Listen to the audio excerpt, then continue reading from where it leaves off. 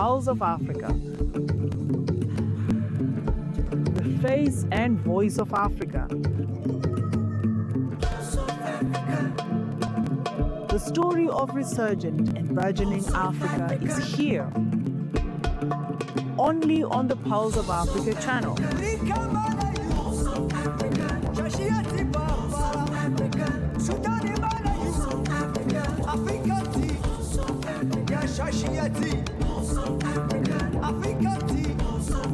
Pulse of Africa, the face and voice of Africa.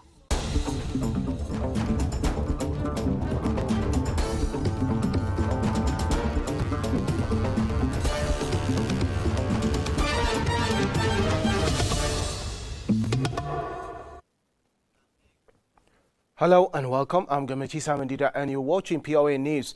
Stay with us for in-depth coverage of the stories that are shaping our region and beyond. Let's begin with Senegal. Senegal has been elected to lead the Commission of the Economic Community of West African States, ECOWAS, for the 2026 to 2030 term, Senegalese authorities announced on Sunday.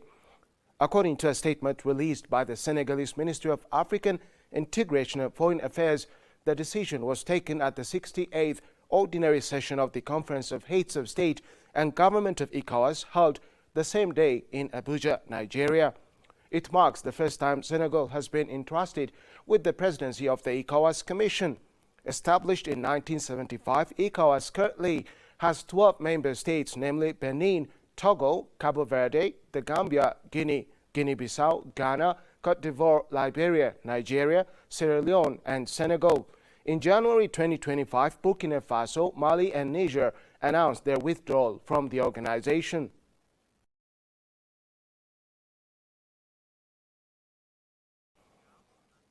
Sudan and South Sudan on Sunday agreed to strengthen bilateral relations and expand cooperation, particularly in energy, oil, trade, investment, and political affairs. The agreement was reached during a meeting between Chairman of Sudanese Transitional Sovereign Council Abdel Fattah al-Burhan and a high-level South Sudanese delegation led by Tut Gottlieb, Presidential Advisor on National Security, who delivered a written message from South Sudanese President Salva Kiir Mayardit on enhancing bilateral ties. Sudan's Foreign Ministry Under Secretary Moulaye Osman Khalid said al-Burhan had instructed relevant state institutions at ministerial and technical levels to engage with their South Sudanese counterparts to discuss issues of mutual interest, especially in key sectors including energy, oil, trade, the economy, and political relations. Khalid also praised the government and people of South Sudan for their support to Sudan amid the challenges facing the country. South Sudan's Foreign Minister Samia Kumba on Monday said discussions focused on cooperation in the oil industry, trade, and investment. He added that both sides agreed to convene joint technical and bilateral meetings to resolve outstanding issues and advance future cooperation.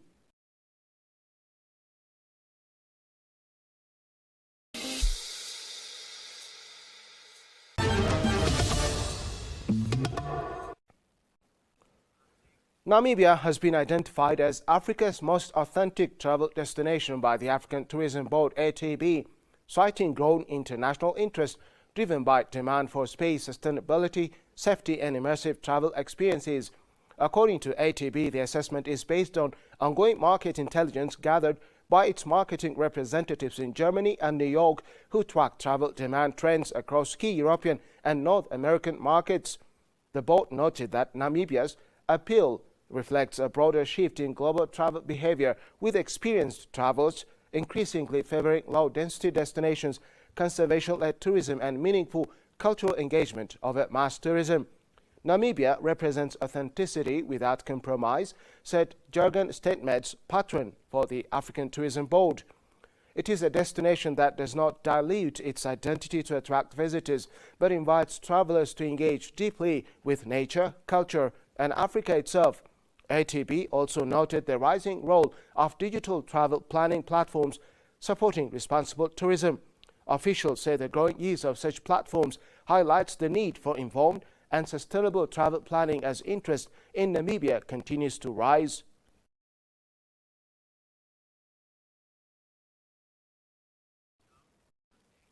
Prime Minister Narendra Modi has set off on an official visit to Jordan, Ethiopia and Oman, focusing on boosting bilateral relations and expanding cooperation across key sectors.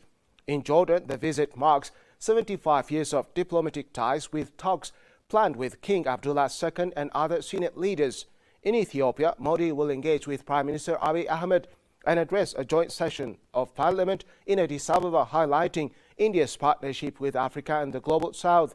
The tour will conclude in Oman, where discussions will center on strengthening the strategic partnership and enhancing trade, investment and people-to-people links.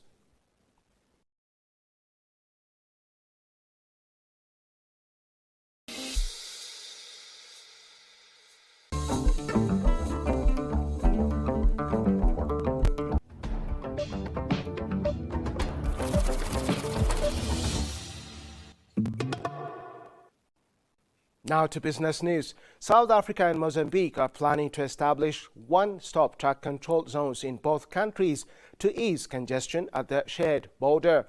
Transport Minister Barbara Creecy announced the initiative following talks with her Mozambican counterpart João Matlobe at the Lebombo border post.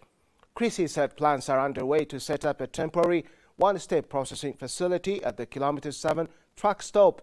She explained that the move would help decongest the small and overcrowded border area by relocating existing truck processing operations to Kilometre 7 once IT systems and mobile offices are in place.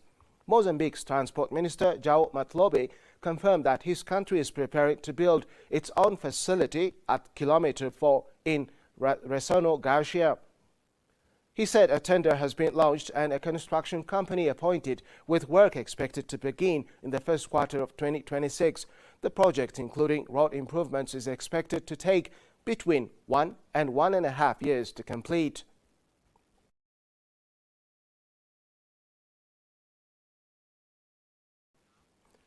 Moving to South Korea. South Korea will step up efforts to conclude trade agreements with African countries while strengthening cooperation in supply chains for critical minerals and manufacturing, Vice Trade Minister Park Jung-seung said on Monday.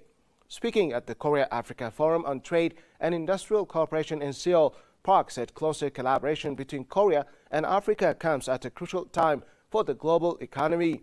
He noted that against the backdrop of growing challenges in the global trade environment, deeper Korea-Africa ties could promote mutual growth and help turn current crises into opportunities.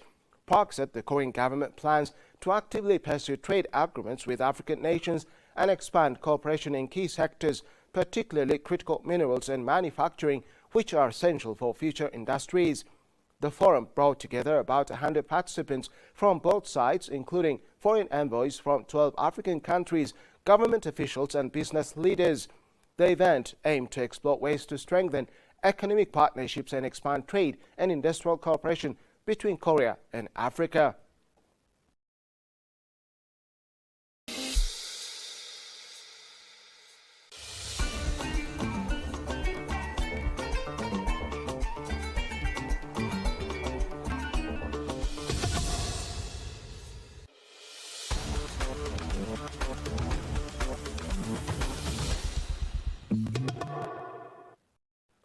Sports. As Morocco prepares to host the 2025 Africa Cup of Nations AFCON, officials say the tournament is being used as a strategic tool to strengthen the country's tourism sector, not just a football spectacle. Authorities view AFCON as part of Morocco's tourism roadmap 2023 to 2026, which focuses on upgrading infrastructure, improving service quality, diversifying destinations, and attracting sustainable investment.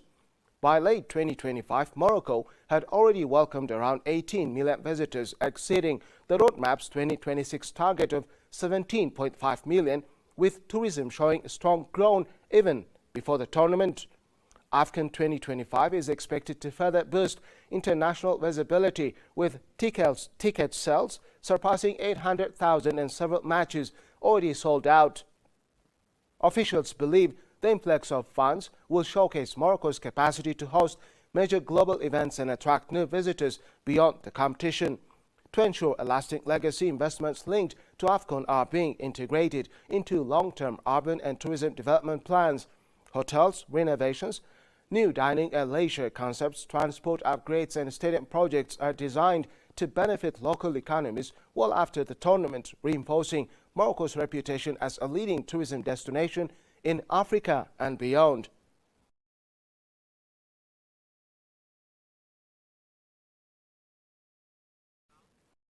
Moving on to Ghana. Ghana's national digital basketball team under the Ghana Sports Federation (GESF) is set to make history as it travels to the United Arab Emirates later this month to compete in the Games of the Future in Abu Dhabi. The four-player team, supported by 3 officials, will represent Ghana from 17 to 24 December 2025 at the Abu Dhabi National Exhibition Centre alongside teams from more than 100 countries. Ghana is one of the only 2 African nations competing in the digital basketball category this year. The discipline, known as digital basketball 3-on-3 freestyle, combines digital gaming and physical sport, with teams competing in both an esports round and a 2-on-2 basketball match. Scores from both stages are combined to determine the winner, with a total prize pool of $400,000. GESF President Igor Bomekbo described the participation as major milestone for Ghana, adding that preparations have been supported by the Ministry of Sports and Recreation and the National Sports Authority. Ghana will face the United States in opening match of the 16-team competition.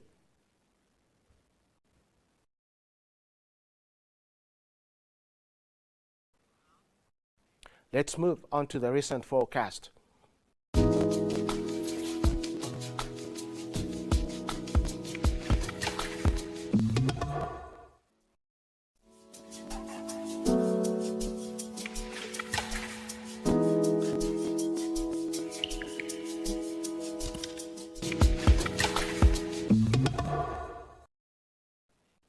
That's it from POA News Hour for this hour. Thank you very much for watching and goodbye.